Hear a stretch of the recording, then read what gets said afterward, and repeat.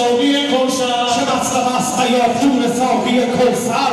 که تا به جای بیارم من در این محضر ایوهنوز تنظم حرم ابن منایم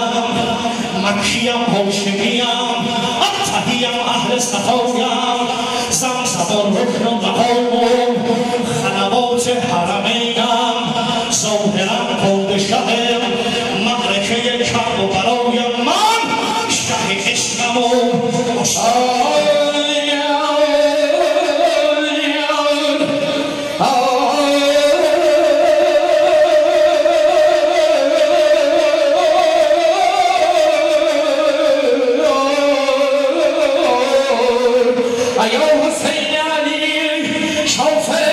خندان